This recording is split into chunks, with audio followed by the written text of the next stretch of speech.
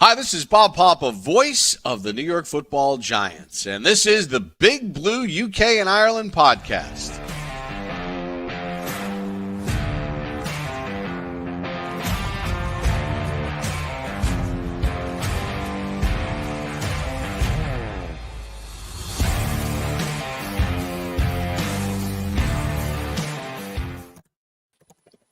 Good evening. Welcome back, Giants fans, to the latest edition of the Big Blue UK and Ireland podcast. As always, in association with Andy's Man Club. Lads, it is okay to talk.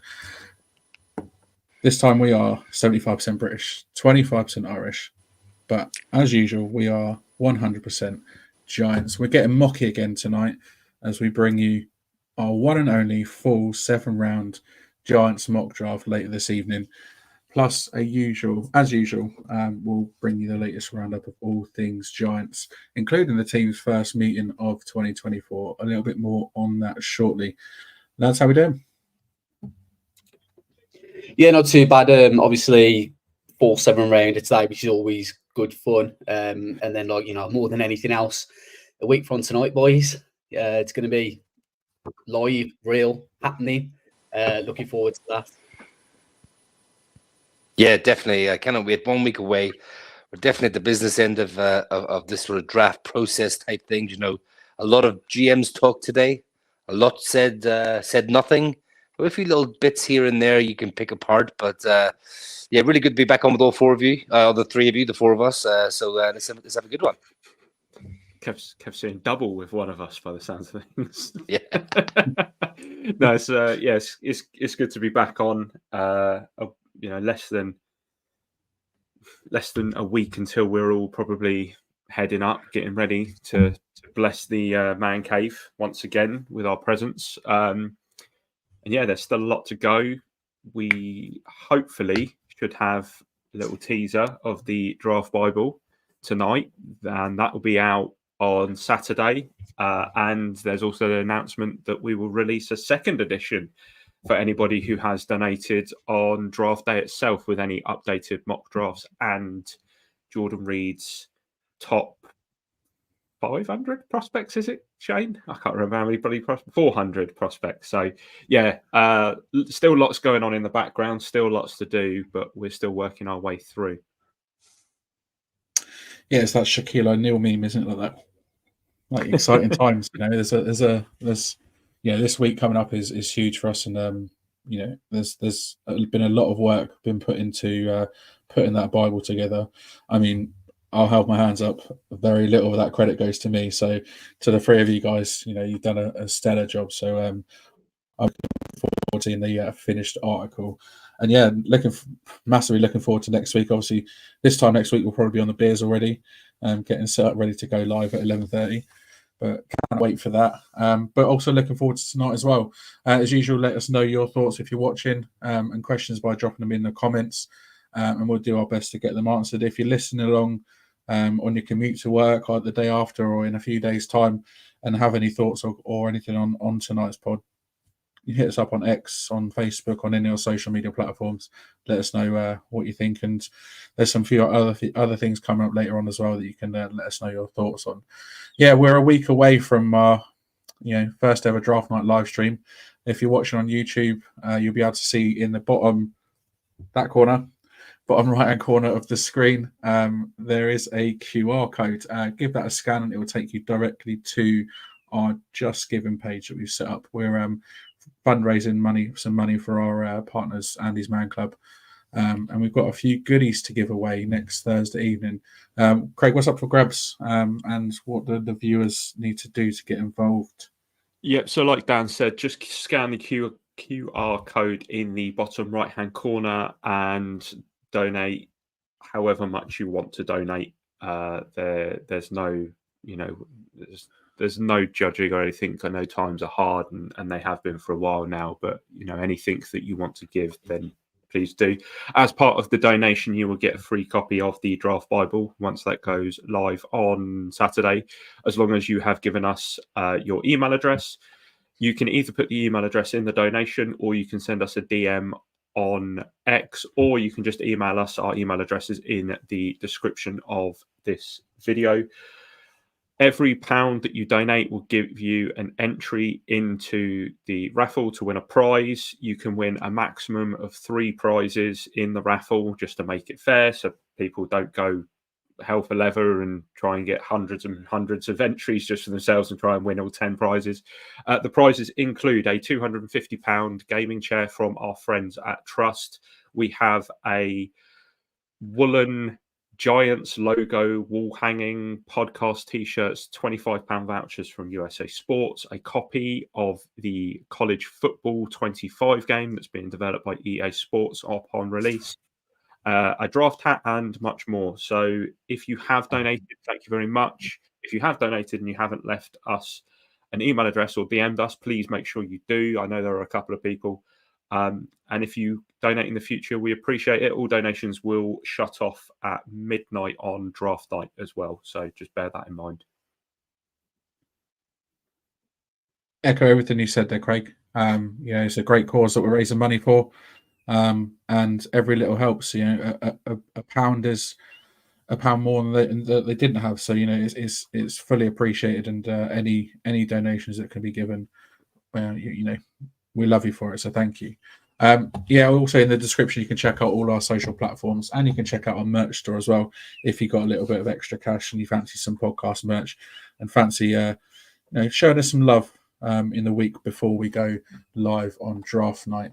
To kick things off this week, as usual, it's our roundup of the latest news and rumours. Shane, it's your turn to be up first this week. What's going on? Yeah, so it's just following up on, I think at least one of these we mentioned on last week's episode, and that was signings that we made last week. 3 faces are going to be joining the Giants in East Rutherford, and first one is going to be veteran wide receiver Miles Boykin, who's I think is the one that we spoke about last week. 6'4", 220 £. He's 27 years old and was originally selected by the Ravens in the 3rd round of the 2019 draft. He was claimed off at waivers by the Steelers, in 2022 and spent 2 years with them. He's predominantly been a special teamer in his career, but has appeared in 73 games, having 25 starts, recording 38 catches for 498 yards and 7 touchdowns as a receiver. The next one is, it seems like we have to sign one of these every few weeks, to be honest with you. It's an ex-Bills player, and that is defensive tackle Jordan Phillips. He was drafted in 2015 by the Dolphins, and he then left for Buffalo. He's had 2 stints there in between the 2020 and 2021 season, where he was with the Cardinals. He's a bit of a big guy, 6'6", 342 £. I mean, I think in comparison, I'm 5'10". I don't know what I weigh in pounds, but I'm 80 kilos. So he's a little bit bigger than me. And he's played 120 games with 62 starts. In those games, he's had 26 sacks, 161 total pressures, 157 total tackles, along with 3 forced fumbles and 22 batted passes. And then finally, we've got a linebacker stroke special teams player in Matthew Adams. He was a 7th round selection by the Indianapolis Colts in 2018 and has also spent some time with the Bears and Browns. He's had 85 career games, but only 13 starts, and he's recorded 98 tackles. 68 of them have been solo, 2 forced fumbles, along with 1 fumble recovery and 2 quarterback hits. Interestingly, as well, he was also named to the PFF All-Pro first team as a specials teamer in 2021 and 2023. Shane, there has been a promise from one of the comments. Kieran, we'll try not to annoy you tonight. The key word there is try. It's not a promise. Let's not confuse there. There's no talk of drafting JJ McCarthy or anyone offensive line at number 6, please, Kieran. I think Shane will be fine. On that note, you may have noticed, if you follow our TikTok, that our TikTok has been more active, and we're going to start posting clips. And Kieran will be delighted to know that his question made the first clip that we put on TikTok this last week. It did, and my other half came across it the other evening when she was scrolling on TikTok, and I was like, "Oh, okay." she thought it was hilarious, but there you go. Yeah, nice to have 3 new names, new faces in the team. They might be able to add something. We'll see what happens. Craig, you're up next. Yeah, Yeah, so in one that will delight Shane, Doug Analytics posted a graph that compared total value of offensive line draft picks versus the percentage of teams' draft value spent on the offensive line. And the Giants were so far and away the leaders, they were almost off the graph compared to every single other team. Since 2020, the Giants have used 5 draft picks in the first 2 days on their offensive line. 2 in 2020, with Andrew Thomas being selected in round 1, Matt Pert in round 2, and incidentally, they also selected Shane Lemieux in round 5 that year. 2022, there was another 2. They took a year off in 2021, just for Shane. 2022, there were another 2 as they took Evan Neal in round 1 and Josh Azudu in round 3. And again, they took another one on day 3 with Marcus McKethan, rounding out the 2022 class. And then finally, last year, the Giants took John Michael Schmitz in round 2. Now, I thought I'd do a little bit of research on this and have a look and see, because a lot of those players just scream injury to me. So I thought, let's have a look. So since the 7 offensive linemen have been drafted in 2022, they have been available for a combined 306 games, and they have missed over a third of those games, with 122 being missed for either injury or other reasons. So it does feel like we go in on the offensive line quite a lot here, but those stats are absolutely shocking. Despite spending as much as we have, we've consistently been one of the worst lines in the league. Do you think that is why we went the free agent route this year, Dan? Yes. I think there's one unit on the team where you really sort of need those sort of experienced heads to sort of keep everyone sort of, working together, and it's the offensive line, surely. I mean, it's all well and good having like youth and like exuberance and everything. On the offensive line, you need that experience. You need those guys that are sort of the linchpins to that offensive line, that you can sort of put pieces around them, and it won't necessarily affect the line too much. But we've got a lot of young guys on the line entering the sort of second, third, even into like 4th years as well. We spent a lot of draft capital, like you said, in the past on the offensive line, but this year is obviously, I think it's going to be different. I don't think we touch the offensive line at all in the draft. Looking at what the players we have at the moment, we cleared house of the sort of experienced guys that we had in last year's unit. Obviously, Bredesen was released. No, sorry, not Bredesen. Glowinski was released. Bredesen, Matt Pert, and friend of the pod, Justin Pugh, obviously currently all free agents as well. So there's a lot of experience that's been cleared out there. They obviously weren't working, so they're bringing some big names. John Runyon, first day of free agency. Jermaine Illuminor, lesser names like Aaron Stinney, Austin Slotman, Matt Nelson as well. These guys have all been there and done it in the league. They've got experience that we need to really help these young guys and bring these young guys through and help to develop these young guys as well. But I think what's most important is all these guys that have come in during free agency this season, or in this offseason, should I say, they're all Joe Schoen guys. They're all Brian Daboll guys. And they obviously all fit that sort of smart, tough, dependable mantra. So, yeah, I think it looks like they're going the experience route, and I'm not surprised.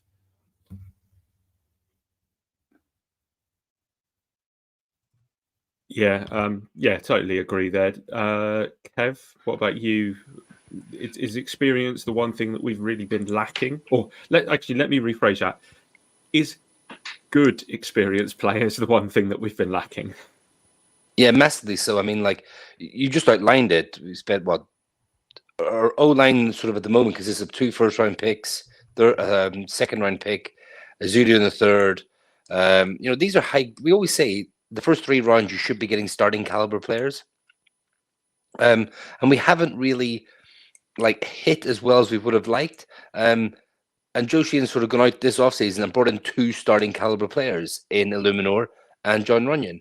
Now, whether you believe Illuminor should beat out Neil, I'm hoping that's a camp battle, but I can definitely see like Illuminor starting, whether it's on the outside or on the inside. I think that with as Dan says, with Stinney coming in, with Schlottman coming in, you know, he's built sort of that sort of core of an offensive line group now. And I think our 5 starters and our backups are in this group. And I completely agree with Dan that I don't think we'll address the draft. We've only got 6 picks this year. We're very, very light on picks this year with so many needs. And I think he's brought in starting caliber players that he sees a starting 5 and a backup 5. And we will use these picks in this draft to go after other needs. And I completely applaud him for that. Dan said again, yeah, these are Joe Shin's guys. He's come in, you know, he's picked them up off the street at free agency, and they're going to go out and like Illumina's PFF grade and his actual play has been so good in the last couple of years. Same with John Runyon. So yeah, I mean, yeah, he had to go through free agency because, like I said, I think he thinks there's good enough players here. I think he obviously has to back Neil until he can't anymore. And I think that this season is such critical season for Neil because it's shit or get off the pot now. Do you know what I mean? He has to be a starting player. Otherwise, do you even kick him inside the guard? I've heard this before. Do you just go, Illuminor beat you out at right tackle, you're a bust. You're done. Like, it's really interesting to see how that story evolves and unfolds, and I'll be really interested to see it in the offseason. Shane, it's unfortunately your turn to talk. There was a tweet on X earlier this week where someone said, "Look out for the Giants to maybe be a sneaky team to take O-line at 6." I'm putting that to bed. That ain't happening. It's not. All the reasons we've just said kind of don't even make drafting offensive linemen really worth the punt anymore, do they?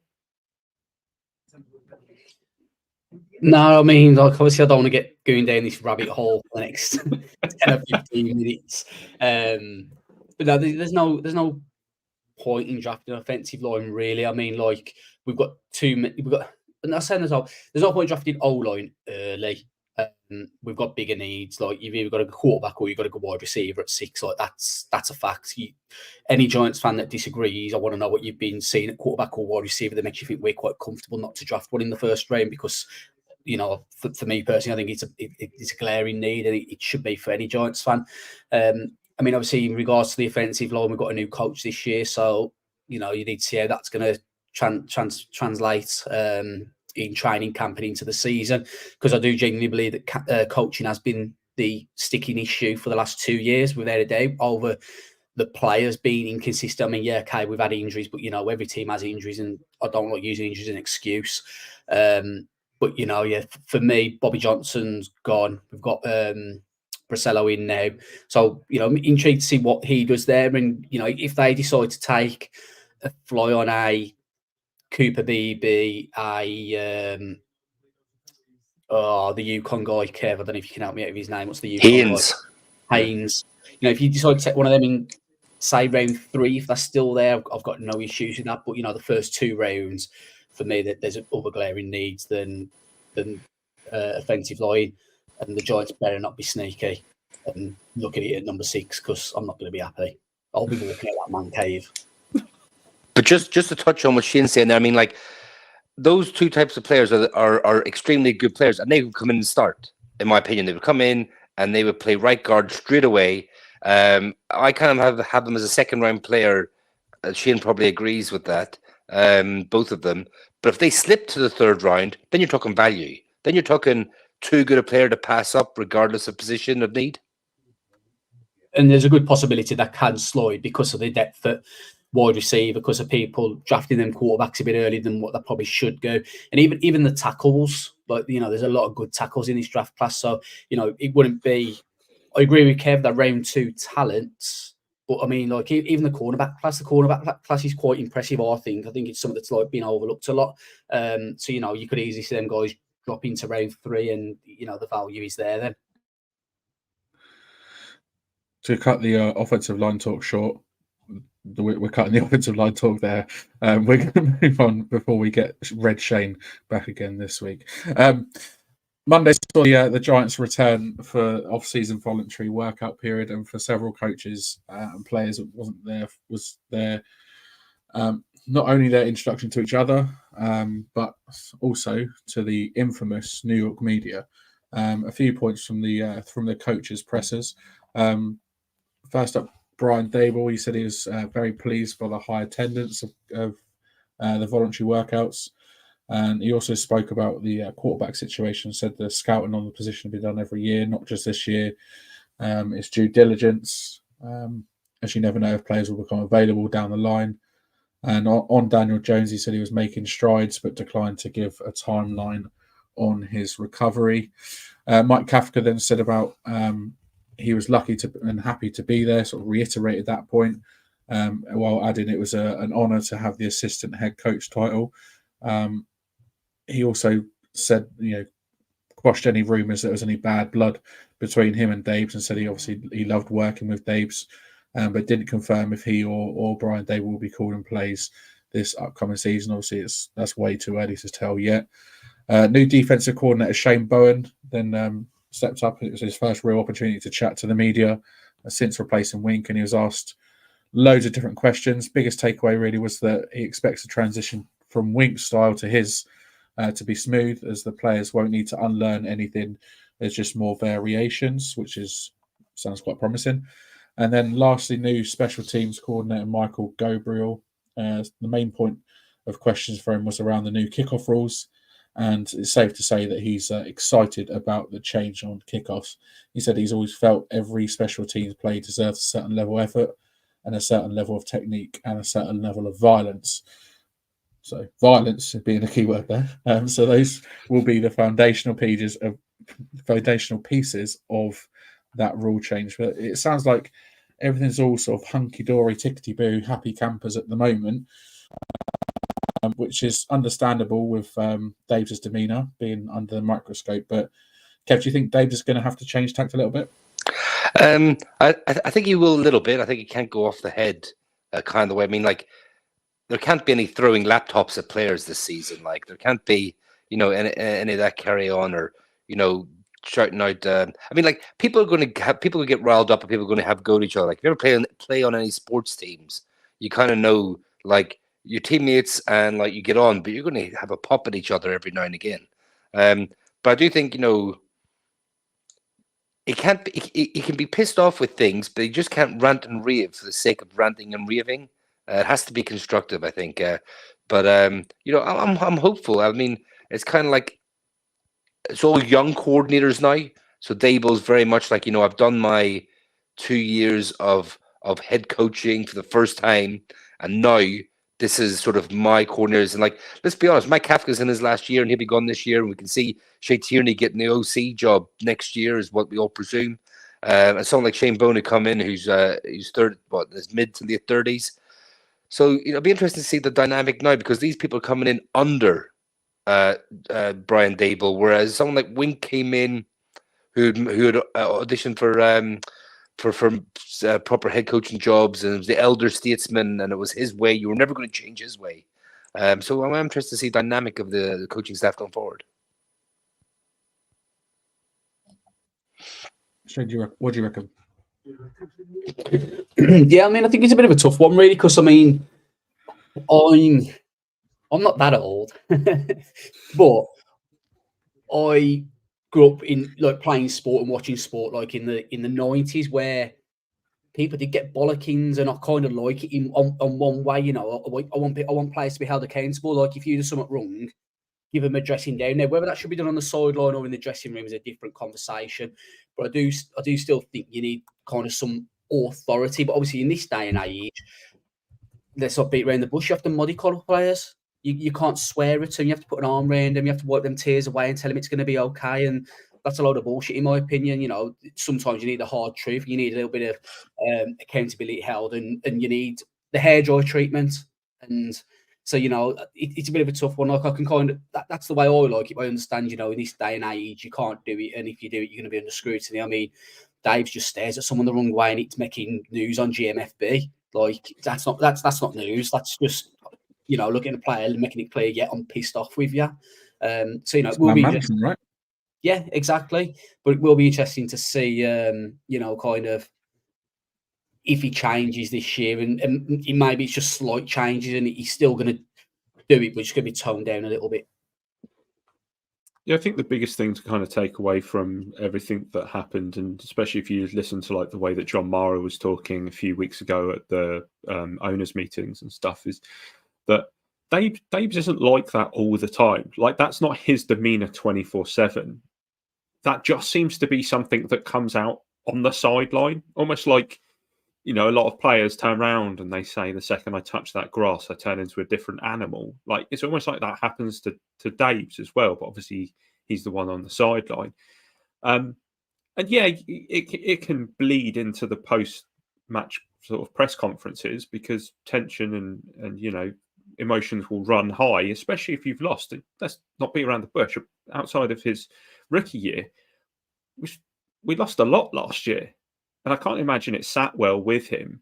So I do think that maybe having more say over his defensive coordinator and not kind of, you know, having a mismatch kind of group put together, because it wouldn't surprise me if Wink was put there as the kind of more experienced head to help ease him into the whole head coaching thing. And now that he's realised, actually, I need someone who I can trust, Bowen is going to be that guy. I think he does need to tone it down, but you don't want to force somebody to be something that they're not. And if that's how he is on the sideline, and let's not forget as well, when the NFLPA report came out, Dave's had one of the highest player ratings amongst any head coach in the NFL. So it's not like his players don't like playing for him. It's just him. That's just Dave's. It's just the New York media making a big deal of it. You know, it is, yeah, rightly so. It is just him. It's how he manages his players. Yeah, that, you know, there's a sort of a line. And if you start sort of losing it too often, then all right, mate, your sort of your demeanor and your sort of way of doing things on the sideline might be put under the microscope a bit more. But I mean, as Darren rightly said, there's nothing wrong with bollocking, but screaming and shouting and throwing stuff around is a sign of lack of self-discipline, which you spot on there, really, Darren. And I totally agree with that. But yeah, I think Dave's has got his squad around him now, and I think he'll be more sort of not so focused, but he might sort of rein it in a little bit, because he'll have it sort of how he wants it. But at the same time, I don't expect him to rein it in too much with the players anyway. All right, lastly, Kev. Not lastly, Kev, over to you. Some chatter about the GOAT this week. Oh, the GOAT of head coaching, Bill Belichick's come up. So we're going to talk about an article at ESPN came out yesterday about Bill Belichick's field job hunt. The main talking point, really, from a Giants point of view, came in the second section of the article, where it was said that Bill is biding his time until next January for openings on teams that he's interested in. Who are those teams, people are wondering? Well, the teams that came up were the Eagles, Cowboys, and yes, your New York Football Giants. Now, we put a poll out yesterday regarding this, and 121 votes. The results are 49 for yes, 59.5%, 72 for no, 40.5%. We also asked for comments on X from X followers, and we have a few here. So we have Darren Cook. No organization is going to let any coach have that much power, even if it's Bill. Arthur Fleck, no. That's a hard no. We've seen what it's done with a subpar team like the Patriots without Tom Brady. It'd be no different to JJ. Adding pressure as the media circus be watching his every single move. Stick with Dable. We've seen what he can do with a fully fit roster.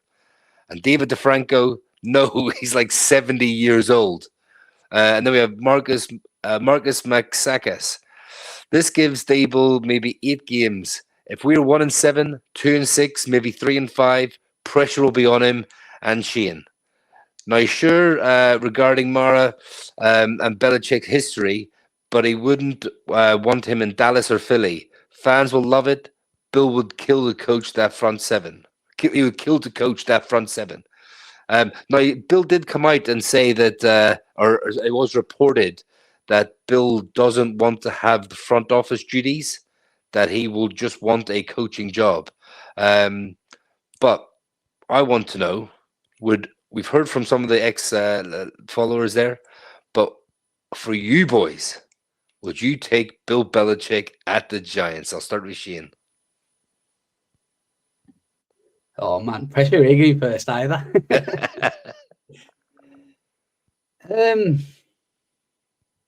I'd seriously consider it, because if that question's being asked, that means that Daves has been sacked because he's had a poor season. And at the end of the day, if someone says to you, you get Bill Belichick and you win 1 or 2 Super Bowls in the next 5 to 10 years, why wouldn't you sign up to that? I'm not saying that's what will happen, but he's a coach with a proven track record. He's always had a soft spot for the Giants, I believe. And I think he's still kind of held in some kind of high regard with John Mara as well. So for me, it just comes down to the fact of, if you're asking that question, that means that Daves is either on the hot seat or has been sacked. Right, so Craig, now his time at Patriots was phenomenal, obviously. He didn't have Tom Brady, and it went down a bit. Do you think it was more his coaching that got worse over the years and near the end? Or do you think it just needs a bit of a fresh start and both parties needed to part ways? So do you think it's more a fresh start at the Giants would be a good thing for him? Or do you think at his age he might be done? I'm going to caveat this with my answer to the original, would I take Bill at the Giants, is a hard no. This could be a Shane level rant, this. Bill Belichick is out of touch with modern players, and that's the problem. So Bill Belichick has been a steward at the Patriots for years. He's coached Lawrence Taylor at the Giants. He's coached plenty of players, but you listen to the players that talk, they didn't like Bill Belichick in his later years, because players now, as Shane rightly alluded to in our previous point, they need to be cuddled and they need to be treated in a certain way. Bill Belichick does not strike me as the type of person who would come in and be able to handle someone like a Deontay Banks. We saw Deontay Banks in the locker room. Did he look like the kind of player that Bill Belichick's going to go over and dap up and give him a big old cuddle? No. I don't want Bill Belichick anywhere near this. I personally think if you put Bill Belichick near this Giants team, we go back 5 years. We go back to where we were under Joe Judge, and it didn't work.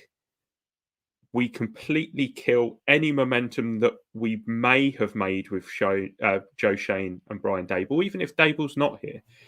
And I just believe that signing someone like Bill Belichick for the feel-good factor and, oh, yeah, he was DC at the Giants and, oh, he started his coaching career here under Parcells, could not give two shits. I'm not here for nostalgia trips. I'm here to win games. And Bill Belichick will not win the Giants games. I mean, that's pretty definitive answer there. I mean, I'll applaud you for that. So Dan, have you got anything to add to that? I mean, I was gladly snacking away on my popcorn there. How'd you follow that? Long story short, no. I agree with a lot of points that Craig makes. I just don't see him moving this team forward any more than what Daboll potentially could do. Obviously, if the question is Bill Belichick going to come in? Like you said, Dave's is gone. So are we going to move forward over the next 2, 3, 4, 5 years, however long Belichick will be there? In all honesty, probably not. A lot of what he achieved at New England was because of Tom Brady. Let's face it. Yes, he's a fantastic coach in his prime, but he's past his prime. It's pass the baton on to someone younger. Alex Ferguson knew when it was time to pack it in, and he went out on a high. Belichick, he's not had a high these last few years, and it's almost like he's not got anything left to prove. Maybe he's got a point left to prove for himself. Who knows? But in a long story short, no for me. And there we go. Craig, what was said? There was a press conference today. What was said in that presser? So just quickly, just want to highlight something that Tony's just put. Guys, just seen your Andy's Man Club fundraiser info as a facilitator there. I just want to say thank you on behalf of Andy's Man Club. Fantastic. Obviously, for anybody who missed the opening, you can scan the QR code in the bottom right-hand corner to donate and enter yourself into the raffle for draft night, where you can win one of our prizes. Right, back Thanks to Joe. Tony.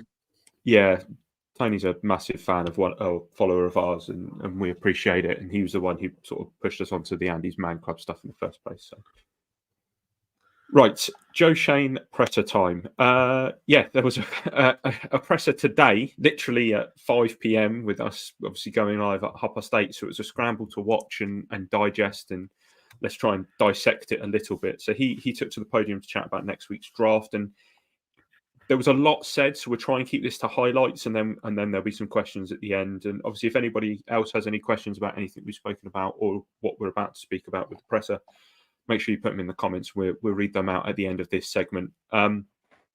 So Joe Schoen kind of opened saying that there were numerous plans for the draft still, and that their draft board should be set tomorrow before they walk away from it for the weekend, basically. He expressed his desire to kind of stay away over the weekend. And kind of the quote that I really liked from him was paralysis by analysis. And that's one thing that they don't want to do in any way, shape or form.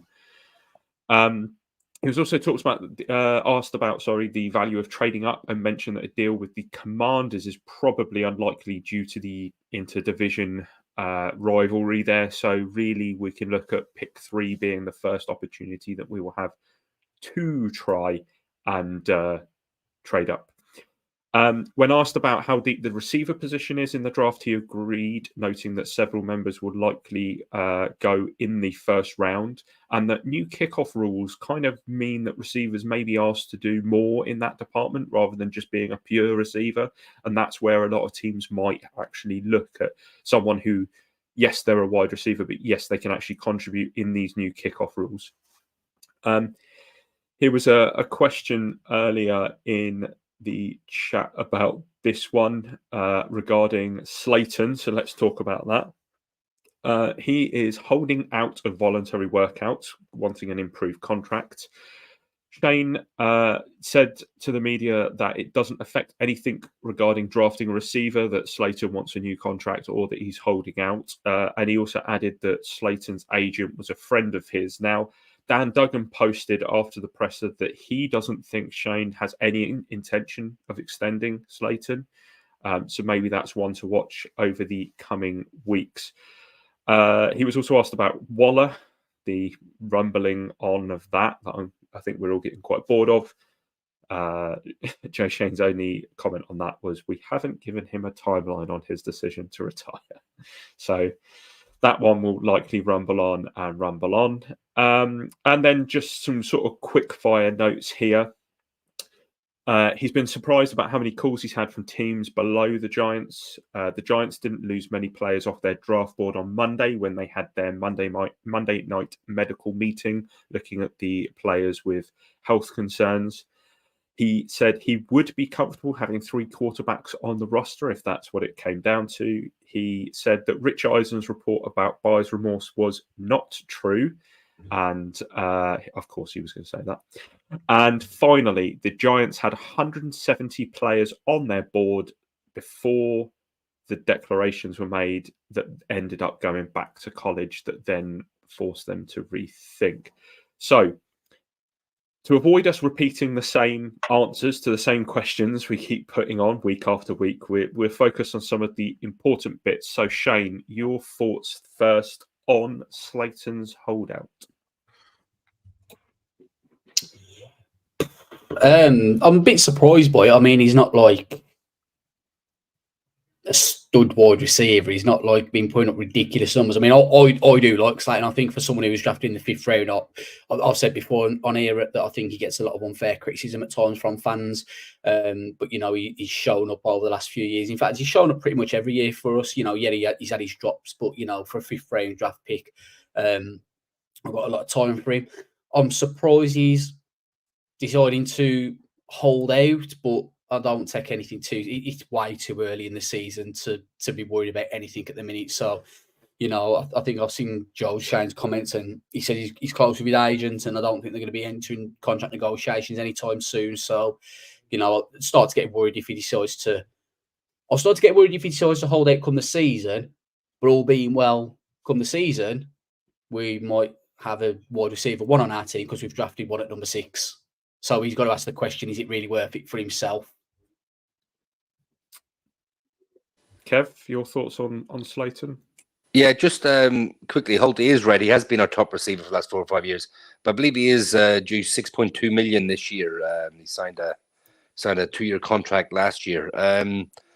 But it's one of those things where, like, Sheehan kind of wants him to go prove it. Right, you want a new deal. You're in your final year. Go prove it and go out and earn it. And I think Slayton kind of wants a deal done before they bring in a number 1 wide receiver that might knock him off his sort of like standing. So it's a really, really tricky one. I don't think he's the type of guy to hold out for, definitely not for the season. I don't think he'll hold out for much of camp. This is all voluntary at the moment. And you have to miss 85% before you actually lose any money. I can't remember how much exactly. But I think when it comes to proper OTAs, I think he'll be back. Once the draft's over and we actually start proper OTAs, I think he'll be back.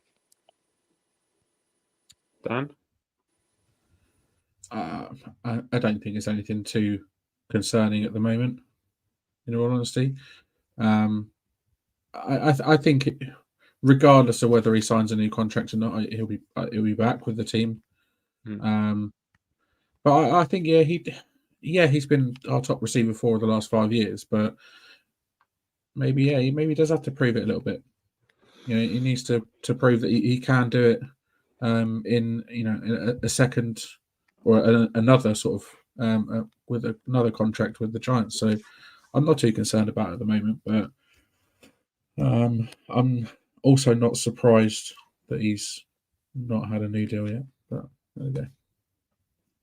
So, Kev, I'll start with you on this next one. Are you a little surprised that there are a number of teams that want to trade up with the Giants, considering the Giants have not been, too coy about the fact that they are very heavily involved in the quarterback situation?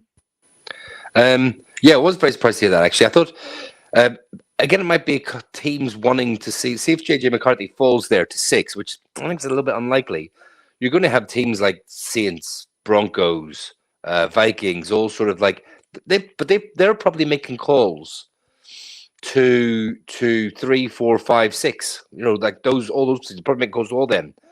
What would interest me now is if someone like the Bears or the Jets or one of those teams around 9, 10, if they were interested in coming up, because I think that's a position that I'd be very interested to move back to.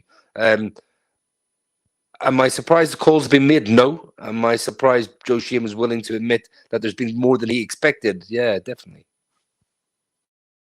Dan, what are your thoughts on this? And also, I'll come back to Kev and ask him this question at the end, but another one for you and Shane to go. How far would you be happy to go back? How far down the board do you think we could go back, considering you're going to miss out on some generational talent there, and we have needs? Yeah, I wouldn't want to move out of the top 10. We have desperate, glaring holes at certain positions. So I wouldn't want to move out of the top 10. We've got an opportunity to take, like you said, a generational talent in a position that is of dire need. So I think it would be a very unwise decision to move out of the top 10. Unless we traded with a team that were giving us a player in return that is a top receiver or a better quarterback than Daniel Jones.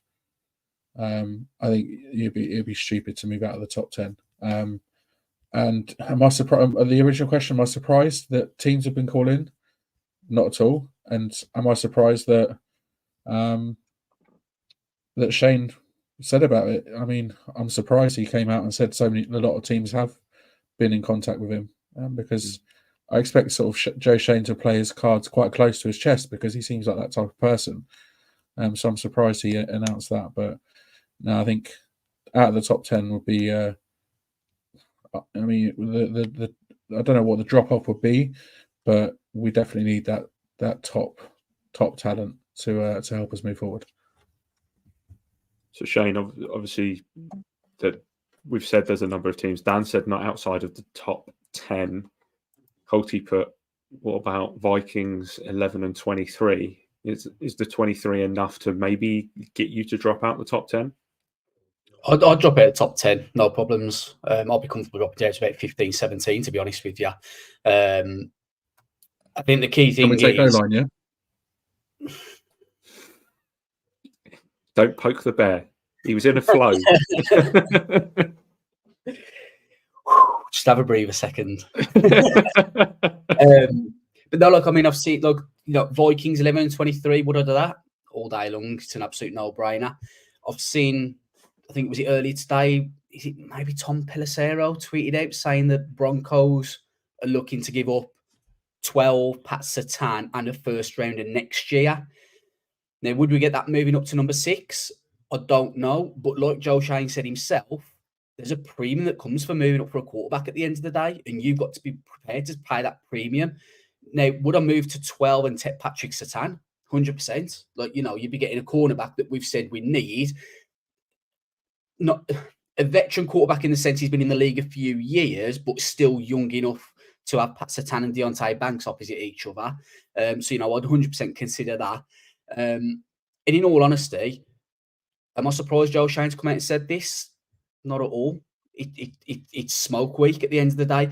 There could be absolutely no interest to have come out. So what does Joe Schoen do to try and generate interest? I can't believe how many teams have contacted me. All of a sudden, teams that haven't even made that call are now thinking, are they open for business then? Or other teams looking at moving up? Shit, we better speak to Joe Schoen and see what he wants. So, I think it's a real smart move by him coming out and turning around and saying it, because either A, he's chatting shit, but now other teams are thinking it, or B, he's being honest, and all he's doing is ramping up even more interest in potentially making it clear that we are open to moving down. I genuinely thought you were going to say the Broncos offer 14 and Surtain, and then a bit of BTJ comes out. No, we love a bit of BTJ, don't we, Kev? Mate, that's exactly what we're doing. If we move to 12 and we get past Surtain, I am having BTJ all day long.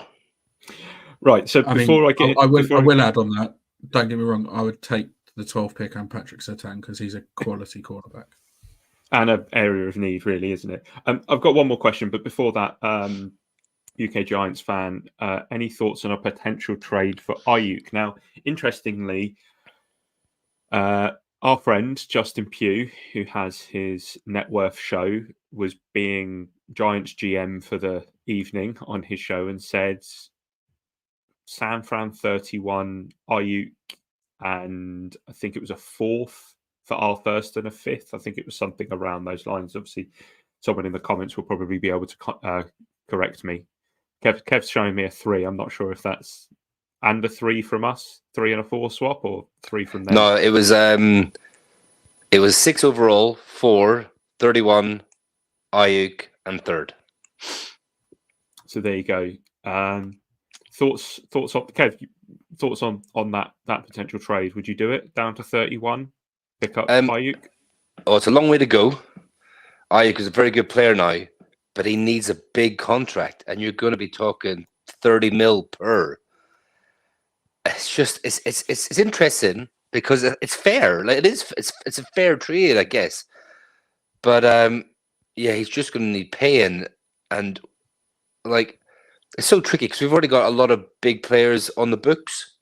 And don't forget, although we can get our Daniel Jones contract next year, we'll still be paying him 20 million not to be in our team next year if we cut him. Yes, we'll make the savings, but we'll still be paying him 20 million not to be on the team. So it's a very, very interesting one, and one that we could probably talk for a long time about the pros and cons. So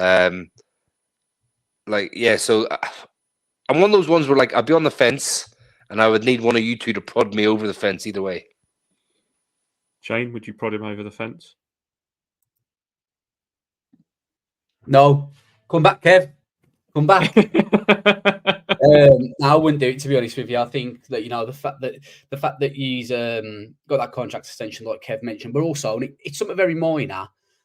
But why would I want to take a 26-year-old Brandon Ayuk, who maybe I've got in his prime for 3 to 4 years, instead of a 20-year-old Malik Nabers, who I could have for the next 8 to 10 years? So for me, it's an easy no. Dan, you can answer that one, and then I've got the follow-up question for you. No. A cool follow-up question. What are your thoughts on wide receivers asking to do more regarding kickoffs?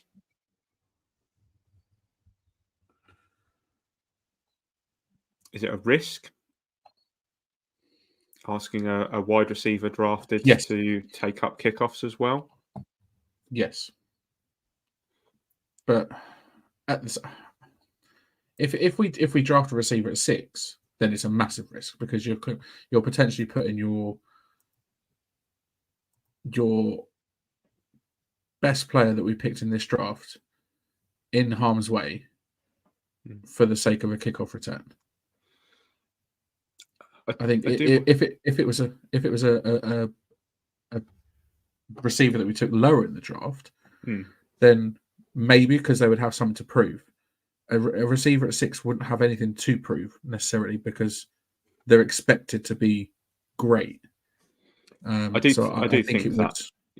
think that was kind of maybe the point I think Shane was maybe getting at was a lower down wide receiver, like a second or third. Yeah, no, fair enough. That's my fault for not wording the question correctly. That's right. But I think I wouldn't do it. Has that round out the news?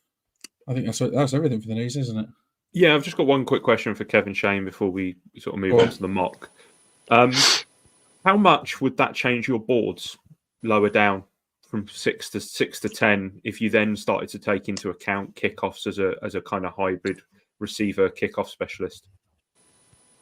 I mean, yeah, it's an interesting one, but I actually think bringing in someone like Dante Miller, who we've talked about on the podcast recently, who we signed, you're talking about a 5'9" bowling ball, 200-pound running back who runs a 4.2 something. Do you know what I mean? So like he's so shifty, and he showed at his Columbia tape that he is shifty. So, do you look at these type of players to come in because you wouldn't risk a first-round wide receiver or something like that? But are you looking at more of the ball carriers? More like the running backs with vision to try to kind of like go for this position now. So I think this opens up a great chance for someone like Dante Miller on the team to make that sort of position his own. Shane? Yeah, I mean, for me, it doesn't change the draft boards too much because the guys that can offer something on kickoff returns or punt returns, all they're realistically doing is turning themselves from an undrafted free agent to maybe a 5th, 6th, 7th round draft pick. Cool. That's fair enough. All right, we're going to move on. That's the news, albeit it's almost an hour long. But yeah, it's some really good talking points there. So it's worth getting into. There hasn't been any mock draft updates, and there probably won't be any more. So we're going to put that section to bed for this year. So we're just going to get cracking with our full 7-round mock draft. It's main event time. Producer Craig, how's it going to work? Nice and simple. We will pick for the Giants. We will let PFF do everything else. Shane gets no restarts if Harrison drops to 6. And it's down to Shane and Kev to really talk it out. Me and Dan will sit here, nod our heads, pretend to agree with what's being said, and that is it. So let the carnage begin. Yeah, Kev, Shane, if you're ready, we will pop it through. It's obviously on slow, so it might take a while to get through some of the picks. But once we get through to round 6, we'll speed it up so we get to the end. Hopefully, no Keely Ringo this year.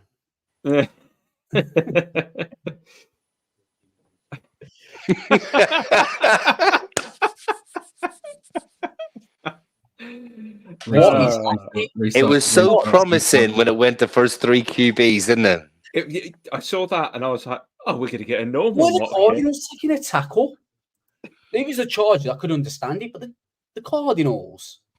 Restart. Veto, restart. Let's go. We'll go back on our own word and restart. At least it looks like it's present the rules. Itself. Restart. How many restarts until he gets taken? If it doesn't do it on this one, JJ McCarthy at number 2. Hello. So Shane, what are we doing here? Shane, how do you feel about JJ McCarthy at 2? What? I missed that. Oh, I wasn't going to tell him. Why did you tell him for? Please, for the love of God. I thought he saw it. No, I was looking at something else. Let's get cracking then. All right, look, who's on the board? What we got? Let's have a look. Drake May, they're sitting pretty at the top. Malik Nabers, just below him, and then your boy there, Joe Altkev, third on the list. Where are we looking, lads? Well, the obvious one there is Drake May. I mean, he's the type of QB that we are rumored to be looking at number 3 with the trade with the Patriots. If we're going to give up serious capital to move from 6 to 3 to get him at 3, then if he's here to take it 6, I mean, we've just got to take him, sit him for a year, let him work out Shea Tierney, Mike Kafka, and Brian Dable's offense, get rid of some of his bad habits, and get him ready to go for next year. Shane, in total agreement with that. No, I'm going to say take Malik Nabers. 20-year-old wide receiver. We need wide receiver desperately. Yes, we can take a wide receiver in the second round, but you've got a guy here sitting there who would be wide receiver 1 in probably 3, maybe 4 of the last 5 draft classes. The only reason he's not wide receiver 1 this year is because you got a generational talent in Marvin Harrison Jr. in front of him. And I'd say the only other wide receiver in recent memory that might be above him would be Jamar Chase. So for me, I'm gonna say let's take the weapon, let's take the wide receiver. Nabers fits the system a lot better. You get production from him from day one rather than wasting a 6 overall pick for a guy to sit a year. And Dable hasn't got that time at the end of the day. He needs results this year, in all honesty. So my argument here would be that Nabers is probably the more realistic pick here. I know we only do what the mock draft board says, but I think if Washington have gone McCarthy, then chances are that Vikings go May. So do we just take Nabers and try and straighten out the realism curve here? That's what I would do in this instant. Yeah, agreed. Dan? I mean, let's face it. May's going at number 2, right? McCarthy ain't going at number 2, so let's get back on the realism. Malik Nabers. Scenes if Nick's now falls to us in round 2. Absolute scenes. Right, so let's take Nabers. Which is this going to go? Because I know we're not going to do it. Okay, you might as well do it fast, no?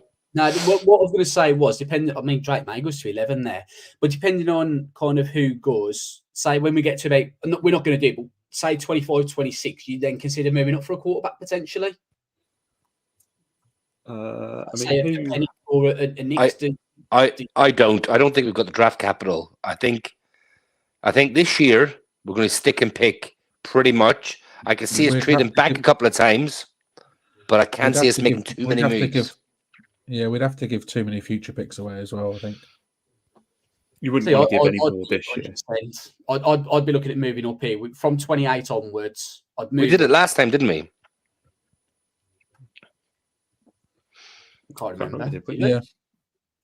Yeah, I think we did do one where we traded up, didn't we? I know we did. I know we did it where we traded back. Oh, we traded down, didn't we? We traded down. Yeah. Traded down and back up. But I think here, I think the draft capital used for next year if you have to. What quarterbacks on the board? What quarterbacks are on the board? Nick's, Penix is still there. Yeah. I thought we weren't going to draft. I thought we were just going to go through it. No, we're not. We will, but just like a talking point about trading up into the back end of the first. I would definitely do it. Your ideal spot would be right here, right? 33. See, I'd want in that first. Speaking in the second round. I want that 5th-year option. Yeah, that's a fair point. So that's why I'm saying, like, between 28 and 32 is the sweet spot. Get that 5th-year option. James has just put, wait, what? Nabers over May? I missed the reason for that. The reason was realistic. For the, yeah, A little bit of realism, please. Just straighten out that curve that was going to piss us off for the second mock draft in a row there. Just before we carry on, Dan, who's that's been took at number 32? Hey, I can't actually see the name. he's a tackle out of BYU. Yeah. I'm gonna have to look his name up on my phone. Give me 2 seconds. His first name's Kingsley, and I think it's the only Kingsley in the draft. So we'll continue on. He's a tackle, yeah. Yeah. Yeah. Let's find him. So Beau Nix has just Kingsley. gone. Did he not make your top 5? No. Kingsley Suamatea. There you go. Nice. There you go. Right, Spot so on. Nix went to the Packers at 41, which is his Michael Penix Jr.'s medicals haven't checked out by the looks of it. Oh, With man. him falling. Johnny Newton going 3 picks before. Oh, I know. he was sexy Dexy. Oh, don't. Scary. Scary. So are we looking at a quarterback here, or are we looking at other positions of needs? We've taken wide receiver, so you're probably looking Penix. Saint still, is that are we saying he's a slot? Is he a slot corner more than a? Yeah, I think he could offer some outside, but I don't know what Kev thinks, but I think he's going to get his best ball from him in the slot. Yeah, 100% slot. Yeah. Sorry, Dan. He's the next wide receiver. He went to Michigan as a wide receiver, and then went over, and I think he had like 4 or 5 picks or something like. He's just an absolute ball hawk, but he's a lot shorter, stockier. But I don't know. I think the need for outside corner is a little bit higher than need for slot. But yeah, I was going to say, what other corners are available, and would it be a bit of a reach to take him with their 47th overall? I do like a bit of TJ. TJ Tampa. Yeah, I love TJ Tampa. I think he's Average draft position 43. Yeah, he's 6'1", 189 pounds. That's exactly sort of the sweet spot where he'd go. I think he'd probably go a little bit earlier, but yeah, I love a bit of TJ Tampa there. He comes in straight away, number 2, cornerback opposite Banks. Yeah, the only other position maybe be safety. That's what I was thinking. As well, I think the 3rd round is sort of the sweet spot for safety. They just want Tyler Noob in there. We've said before that, like, you know, what wide receiver round, if you're not going to do quarterback, wide receiver round 1, cornerback round 2. And so I'm on board with TJ Tampa at 47. Same. Let's go with TJ Tampa then. Me and Dan are essential yes men here, aren't we? TJT. Depends what you fancy. I mean, we didn't have BTJ. Yeah, but if you ain't going to have a bit of BTJ, you need to have a bit of TJ. There you go. So, and he does fit. I think he fits the new DC's scheme a bit better.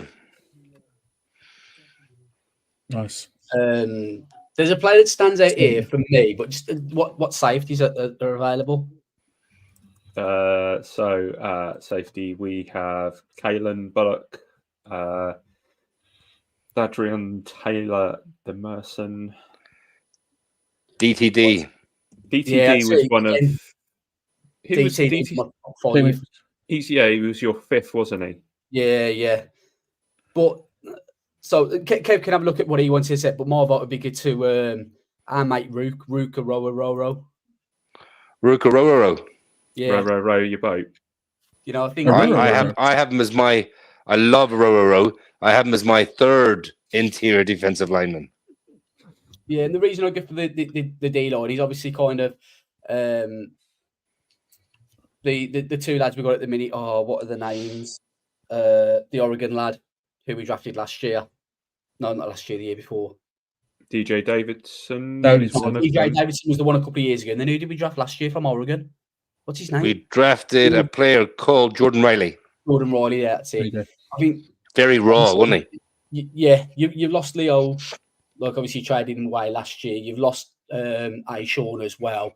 Them two guys have kind of never really done it. And I do think Ruke's a really good D tackle. I think he's D tackle for 3. I think he might have been D tackle 4 for me, actually. But he was behind Johnny Newton and Tavondre Sweat. So another Clemson Tiger. Yeah, and again, it's about filling the trenches. We struggle with the run game. Mm-hmm. Cool. I'd be going for Ruke, to be honest. Shore up that D line, make it a bit of a beast. Yeah. Just before we do Any that, other positions you think in third? Just a quick shout out there for Mark. Mark was one of the guys who fed us all tequila shots at the tailgate before the game. So nice to see you. 10 a.m. in the morning. What better time to have tequila shots than 9 a.m., right? And Bill's just said it wouldn't be the Giants if we didn't get someone whose name we all have to learn to pronounce. We actually have a couple of names in the comments for me and Dan to pronounce at the end of this. We do. So if anybody else has any, just throw them in the comments. But we will take Ruke, and I'm not even going to do it. Orhorhoro. Orhorhoro. Yeah, it's quite easy to be fair. Let's go Ruke. And also, he's a Clemson defender, a Clemson defensive lineman. He'll fit in very, very nicely. That's it. Sexy Dixie, take him under his wing. Sexy Dixie, you know it, boy. So here's where I hope I have a couple of players I hope kind of fall. Well, if one of them was Spencer Rattler, he didn't. He's just gone. No, I'm not sold on Spencer Rattler. Too much hype with him. Anyone who's watched this over the last couple of weeks knows straight away. Ben Sinnott. Do we do it? That I'm putting on the table. I'm putting it on the table. Yeah, let's text Ben, man. That's enough. I mean, I would like just a couple of players I'll mention as well. Christian Mahogany is a standout here as well. Good value. Yeah, big time. I have him a lot higher than this. Yeah, he'd be value 100%. Michael Pratt is actually quite a good quarterback. Like you could, if you wanted someone to develop, he's the kind of player I'd be tempted to take here. Like very pro ready. Just didn't like the world on fire, but I think you'd be tempted with that. I'm higher than Eric Cole and some other people are. You got Tyrone Tracy, he's jumping up draft boards. Yeah, I do like Tyrone Tracy to do. I think the Beast had Pratt mocked to us as well. Was it about this point, round 4, I think? But yeah, I mean, Ben's not a standout. Like as soon as I see that name, yeah, draft crush this year, 100%. You watch him be a bust now. Yeah, I know. Yeah. If we go on the assumption Darren Waller is retiring, which I think he will do, yeah. The tight end room is very, very light after Dan Bellinger. And I think it's value as well. I think both me and Kevin agree. Get day 2 grade on him, so to get him at the start of that day 3. Yeah. And let's just think about Michael Pratt. Who wants a blue jersey with the word Pratt on the back? I mean, Ben Sinnott, I've moved him up to 2nd on my tight end board now. There we go. Oh, producer Craig's made the decision. Let's go. Done it. Craig Sheehan over here, just doing it. Yeah. Scared money don't make money. That's it. So 166. Where are we thinking in? I'd like to look at the safeties here. Shout a name out quickly, Kev. Who are you hoping? Well, I'm hoping for my boy Cole Bishop. I'll go for my Wake Forest guy. I can't think his name. Malik Mustafa. Yeah, he'd be interesting one. I mean, Zach Zinter, I think, is good value here.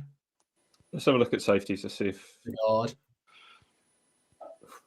Slim Pickens, I think now. I don't mind. Yeah, a little bit. I mean, like Dominic Hampton's quite good. Beau Brade is an athletic beast. We talked about Kite and Oladapo on our day 3 guys before. Not a chance. What's your thoughts on running back? Having a look at running backs here. I mean, I do like Kimani Vidal. I'm a bit higher on Kimani Vidal than other people. Dylan Loeb, again, he's another one who kind of going to be more of a third down back, catching the ball out of the backfield on them third downs, etc. Has anyone had a better draft sort of like process than Isaac Orendo? Oh, he smashed the combine, didn't he? Didn't he? I mean, like I think like from all the talk coming about him, I think he's going to go so much higher than this. We've got. There's no one that jumps out though there for you. Is there anyone for you? Not that really jumps off the page. Like, can we have a look at cornerback and linebacker? Yeah, we've got 7. There's 16 picks between now and our next pick. So I mean, Trevin Wallace, Trevin Wallace here is just phenomenal value. Your boy Kalen King there, Shane, as well. Yeah, he had a bit of a poor year. I mean, I was looking at cornerbacks. So I was thinking John Newton, I like. Yeah, Josh Newton. Yeah, I was thinking, Josh Newton. I was thinking, like, maybe a slot cornerback here, depending on. That's what I'm trying to look for. But, I mean, Josh Newton's an outside guy. Elijah Jones is good value here. I mean, do we just look at getting rid of all filters and just take BPA? Yeah, that's true. I mean, again, I have Trevin Wallace as my number 5 linebacker, so I think that's good value here. Jordan Travis could be a developmental quarterback there. Like, Craig, you should be able to give us a scouting report. The only scouting report I've got is the raised eyebrows right now. Can you just carry down a few more, please? See, I personally, I'm thinking linebacker or safety here. I'm liking Oladapo or Wallace, or Trevin Wallace here. Yeah, I think for me, it's Wallace or Zach Zinter. Just for a little bit of depth on the O line and the guard position. Yeah. True. I mean, like, I kind of think our O line is settled to a certain extent, even with depth. Whereas I think linebacker, after McFadden and Bobby, where does Simmons fit in? And then we haven't really got much else behind them, to be honest, apart from special teamers. We still got Darren Beavers as well. He's still around, isn't he? Go on, let Holty make the pick. Holty has said go Wallace. Go Wallace. Wallace it Let's is. do it. Have we got Gromit coming up next? And last, the American listeners are like, what? Yeah. What's he talking about? Kimani's still there. But I think punter is... Punters are people too. Just go for the IPP lads. So I like Miles Cole here as well, the edge. Texas Tech. I think sort of this type of thing is good value. I mean, Josh Proctor is quite good here. I mean, Josh Newton's still there. Johnny Dixon's still there. Beau Brade's still there. Beau Brade for me all day long. I have Beau Brade way higher than this. I say way higher. He's my 9th safety. I actually had him. I've gone one spot above Oladapo. So I think safety's a good pick here. If we can get a decent safety at this pick in round 6. I actually think Beau Brade's got starting potential in the league as a box safety. Okay. I think as well, if you want to look at taking a running back, obviously there's going to be plenty of running backs that go undrafted, so you can probably pick one up there. And potentially even the same at cornerback. So I'd be fine with Beau Brade at 183. So what we've just accidentally happened to do there is complete a draft with no quarterback. Correct. Because we're just going to take a medicine this year and then see what happens next year. Daniel Jones is going to have a miraculous recovery with a steady O-line and throw for 4,500 yards, 30 touchdowns, 10 interceptions, lead us to the playoffs, and just shocks everyone. You've earned a new award, Craig. Well done. Yeah, it's cool. I can tell the tiredness he's getting to you. What's that? Your 200th mock draft, Craig? Yeah, probably. Yeah. So apparently we should have taken Penix. I honestly, lads, think Penix is going round 1, you know. I don't think that's bad grades. B- is the worst we got. Let's round it up. I mean, So you got your go on. Go on, Kev, go on. I was going to say, like, first round you go Malik Nabers. Apart from Harrison, is going to be number one wide receiver in almost any draft. Fantastic player, can do so much. You got a starting cornerback, plays a little bit more zone than man, which suits the new defensive coordinator a bit better than Wink. Opposite Banks, you got two starting corners now going forward, only a year apart in draft. You got Ruke, which I think is a plug and play 3 technique next to big sexy Dexy nose tackle.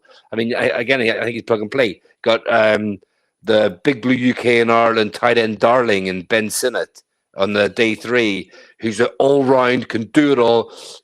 Glue on his gloves, can block his ass off, can do it all. He's not the shiftiest guy. And then you've got an absolute wrecking ball, Trevin Wallace. When we talked about him before, he's one of those players like, when he hits someone, it looks like they've been in a car wreck, or it looks like he completely misses them at all. And you just got a near miss because he either misses his tackles or he actually obliterates the offensive player. Then you got a really, really tidy player in Beau, who is a physical player as well, who's more of that box safety. And I think can start. And I think Trevin Wallace will push Michael McFadden for a starting spot as well. So, if you come out of here with 6 players who you could say could potentially be starting caliber players for the Giants this year or next, that's a great draft in my opinion. And what I'm going to do now, if no one minds, is I'm just going to cross-reference these with the Big Blue UK and Ireland draft Bible that you can get your hands on this weekend. Details will be passed on later on. But Malik Nabers is a player that we all know very well. He is mocked on a regular basis to the Giants. I think everyone's got him mocked to us apart from waiting for it to load up. One person, he's Dane Brugler's wide receiver 2. In regards to Ben Sinnott, just bear with me. That is a great comment. And with this, we get to keep DeVito. I love it. Yes, we do. I love it too, Bill. Passing Paisan. I can't help it. I just love the guy. We've took Ben Sinnott at 107. Dane Brugler has him going at 101. And Matt Miller has him going at 135. So kind of, that day. Sweet spot. Yeah, in and around that area. And he's Dane Brugler's tight end 6. And then if we move on to the defensive players, so we'll start with Tampa. TJ Tampa, Iowa State. Shane, have you got the draft Bible in front of you there? Yeah. Do you want to share your screen and just a little sneaky peek at what TJ Tampa looks like in the draft Bible? Yeah. Just for those who are going to be getting a copy on Saturday. I need to make sure I share the right tab. I don't want nothing inappropriate loading up. Do get all those StreamYard, Athletic, Twitter, Notes, and Canva. So, do you want to stop sharing yours and then stick mine on there? I'll just pop it over the top. Do you want to full screen it?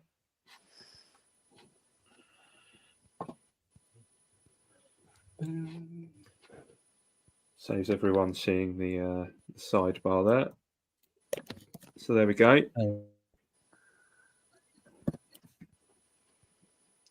So using the find feature here just to locate him. Here we go. So TJ Tampa. So this is what you'll kind of see with the player. Giving a little bit more so hopefully people can get a better look. So everything's lovely and color coded. So the colors match the score. So you can see there his age, his height, his weight, his arm length, his hand size. You've got his 2023 stats. So, allowed 25 receptions on 49 targets, gave up a pass rating of 54.8, giving up 1 touchdown with 2 interceptions, 6 pass breakups and 9 forced incompletions. You then get to see the player's PFF grades here. So you can see his coverage is decent. He's not great at tackling per PFF, and his run defense and pass rush is not too bad. And then we've got combine stats. So the combine stats here, if they don't have this P in the bracket, that means it was the stats taken from the combine. If it's got the P in bracket, that means that it was their pro day performance. We then got strengths and weaknesses from Lance Zerline, and then where the player has been mocked. So, where did we take TJ? Was it 47? 47, Yes. Yes, we took him at 47. Daniel Jeremiah and Bucky Brooks are not applicable because they've only done round 1 mocks, whereas the other guys have done a couple of extra rounds or a full 7-rounder. So you can see that Dane and Mel Kiper have him in the 30s, and then Jordan Reed and Matt Miller are 1 apart with 59 and 60. And then you can see he's Dane Brugler's CB8, and here you can see their relative athletic score. And then a further update that comes next week will be sticking where the prospect ranks in Jordan Reed's top 400. So there we go. That is. Is it just me, or does that look so sexy? It was definitely Dan's hard work. I mean, we've not contributed much. I mean, I said at the top of the show, I can take very little, if any, credit for it, Holty. It'll be a fantastic tool to have over draft weekend, to be honest. Shane, just out of interest, I'm looking forward to using it. Yeah. How many hours do you think we've both sunk into this, trying to get this together? I think it's more days than ever. It's a labour of love, isn't it? Right? Labour of love. Something to build on for next season. There's been a lot of arm cramp whilst doing this. No dirty thoughts. You should share the right screen. Love it. But yeah, that's a draft Bible. And I'm looking forward to using it. I don't know about you guys, but it would be great to have on draft night. And if you want to get yourselves one, how can they get themselves on, Craig? All you need to do is donate using either the QR code in the bottom right, or if you go onto our X page, the pinned post at the top. And remember, every £1 that you donate gets you an entry into the draw to win one of our 10 prizes totaling £400. Winner, chicken dinner. Get yourselves a draft Bible. Donate as little or as much as you can to a fantastic cause in Andy's Man Club. All right, so last up then, before we sign off, is prediction time, because we all love a prediction here on this podcast. It is a 2-part prediction, and those watching and listening, we want yours as well. So get involved, whether you're watching live or listening back at a later date. Get involved and let us know your predictions too. So predictions then. You're up first. Who will the Giants pick in the first round of the draft, and will there be a trade back into the first round? 2-part prediction. Is that for me? Yes, please. Who will we pick? The New York Football Giants at number 6. I can see a cheeky trade back, but I won't predict that. But I can see one. We're going to go Rome Odunze, wide receiver, Washington. And will we trade back into the first round? Now, if we still had that earlier second pick, I would say yes, because there's a lot less spots to move. But with 47, were we 39 before? With 39, I say yes. With 47, we might have to give up a little bit too much. So I say no, but I definitely think we will trade back from 47. Interesting. Should Craig, you writing all this down, yeah? Yes, I am. Every word. Good. Shane, who are we drafting, and are we trading back into the first round? So I was going to go Rome Odunze because why, Kim? You said why you have to wait an hour and 25? Like, lies, man. I'm never going to believe a word that comes out your mouth in future now when you say you're not going to do something. I would go for Rome Odunze because I fancy the Chargers to take a wide receiver as well. But I'm going to go for my guy. He's been my guy throughout the whole process, and that's Malik Nabers out of LSU. I think he'd be electric. He'd be a stud. I think he'd probably be better than the LSU wide receiver we drafted. all them years ago. To be honest with you, I think he can genuinely be that good. I'm so high on Malik Nabers. Do we have a hot take drop? No, we need to get one. It's is a bold hot take right predictions, isn't it? Bold predictions rather than predictions. Do we trade back in? I'm just going to go opposite to Kev, so I'm going to say yeah. we just mix it up and get different answers. Right. Nice, Craig. The Giants select Drake May after a trade up with the New England Patriots, and we do not trade back into the first. What do we give up for him? Too much. The house. It's going to be 2-1s, isn't it? I know it's only 3 spots, but your premium comes in here, doesn't it? So 2-1s and a 3. I think that's probably realistic. How to put the future? The future, yeah. We give up the future, yeah. Dan, trading back into the first round, Craig, or did you go with that? Trading back into the first round after trading up in the first round? No, you never know. You never know. Let's give away 2026 picks and 2027 while we're at it. Let's just go for it. Joe Schoen might work some magic.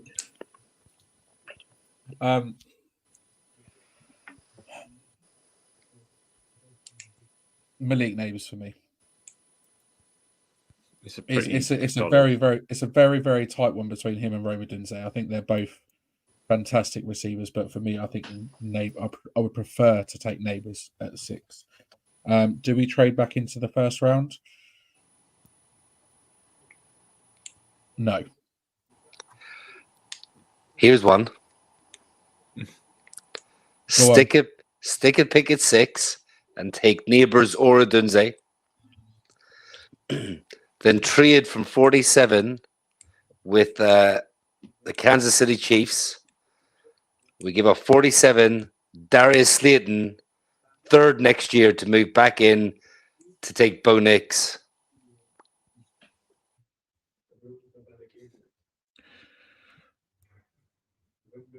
You say to the Bills? Chiefs. Sorry. Chiefs. They like their speed on the wide receivers, don't they? They do. Yeah, it's all right. He'll rejoin with Kadarius Toney, won't he? I don't think we're allowed to mention that name on this podcast anymore. I mean, it's an interesting question, if you want to call it a question, but I don't know. We just don't have enough to give up to move back into the first. I don't think. Dan, are you ready to try and pronounce some names with me? Come on, let's do it. We've had 2. I'm up for it. We've had 2, unless we have any very, very last minute ones. Get them in quick. What was the first? Is that the first one? Yep. Wow. Cedric Van Pran Granger. There we go. Yeah, so I was just going to go about as common as it came, Cedric Van Pran Granger. But it's probably going to be Granger or something like that, isn't it? It's probably going to be something really fancy, isn't it? I mean, try saying that when you're drunk. Shane, Kev, can you confirm? Yeah, Cedric Van Brian Granger. It's about as common as it goes. Dan, This ain't happening, mate. This next one, that's not a real name. I'm not having it. Oh, yes. Holty, come on, man. Where are you just making these names up, surely? I have seen that name in the draft Bible, I think. All right. Edefuan. I can't help but see the words faux show, like faux show. For sure. Edefuan. Ulo Foshio. Yeah, I was going to go Ulo for Shio. Yeah, YOLO for Shio.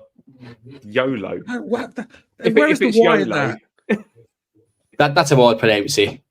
But we got two more for you. Oh, God. So let's go. Come on. Oh, Shut up. That's not real. So that's the first one. Wow. Oh, God almighty. Craig, you can have a crack at that one first, mate. So praise the Lord for this this opportunity. Amawule? Yeah. Amawule. Yeah. Get in. And then we got one more.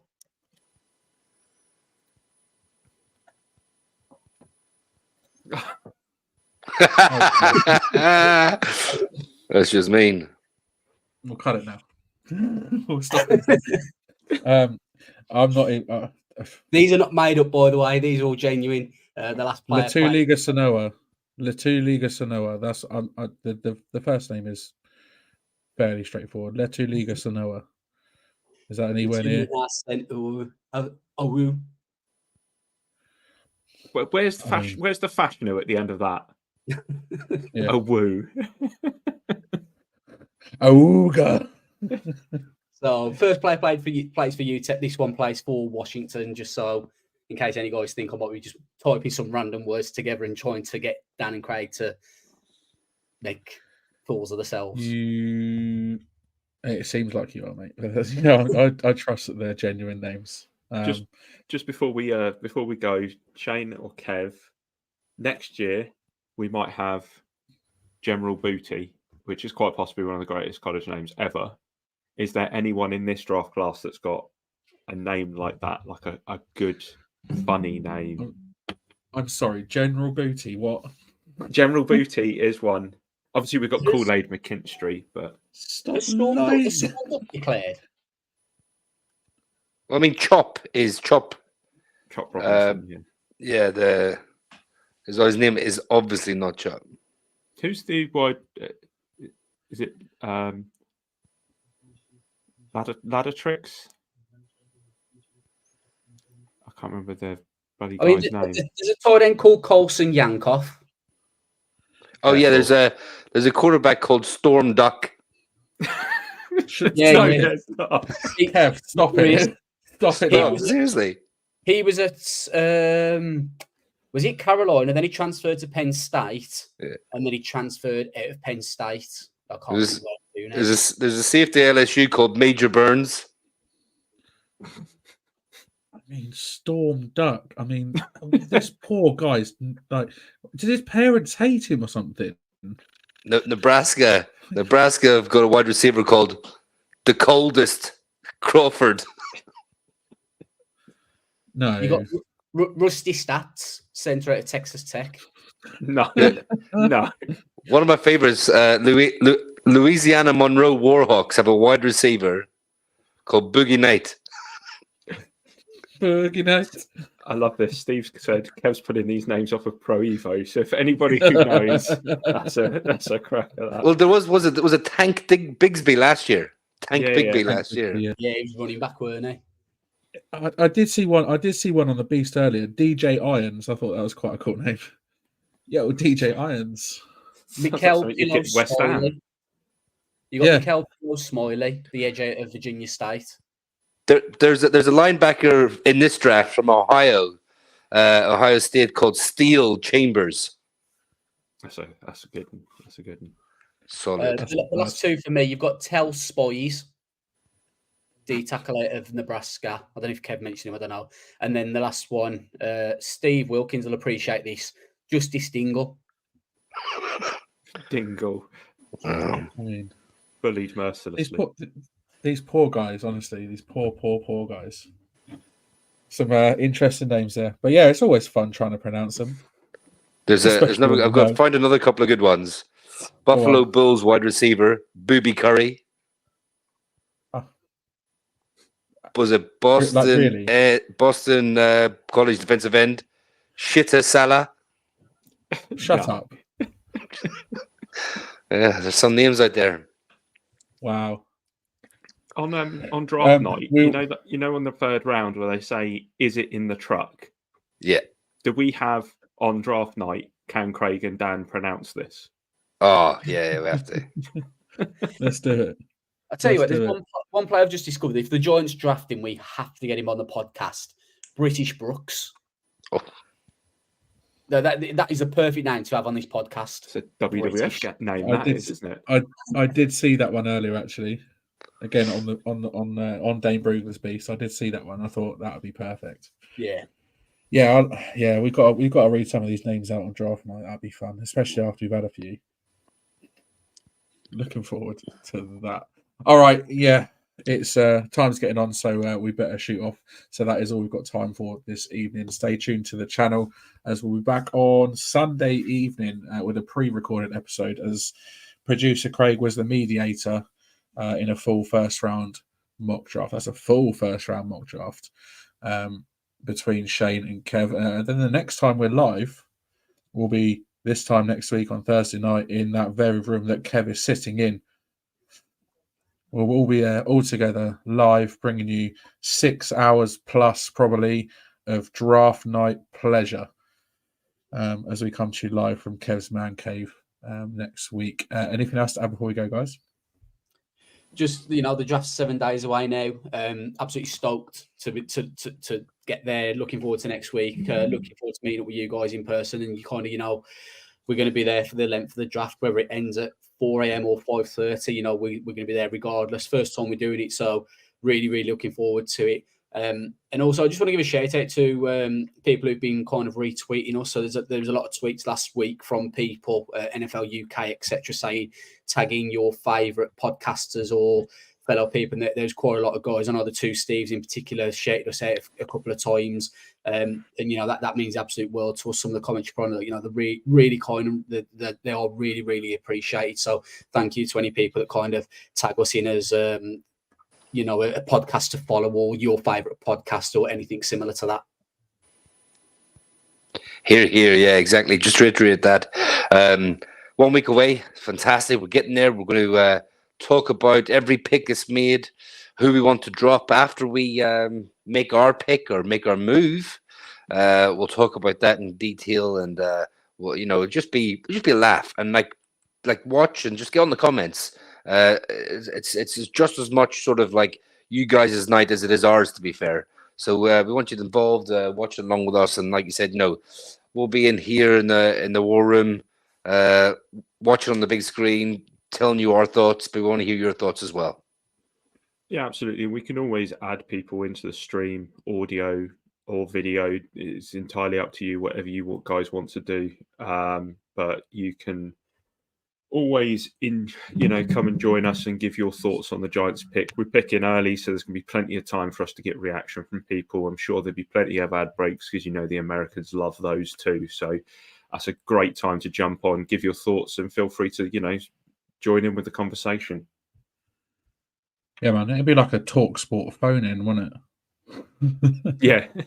yeah, but not as pretentious and not knobs. Yeah. Exactly that. Our name's not Jason Cundy. Yes.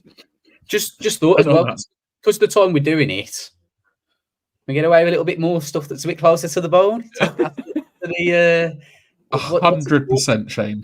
What's it called? The after the watershed. Bit of Blutefoot lads.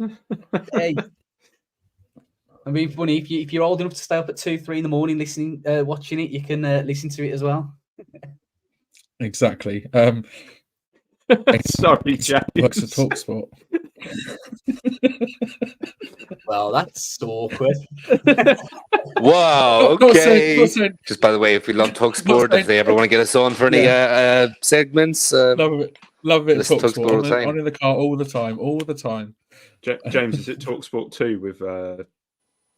Is it Nate who still does? With Nat Coombs, sorry. Yeah. Nat Coombs. If it's TalkSport 2, that's fine because we love Nat because we've been on that show. Well, yeah. Shane has. He's not Jason Cundy, but there we go. Mega looking forward to it. We can't wait. Get involved.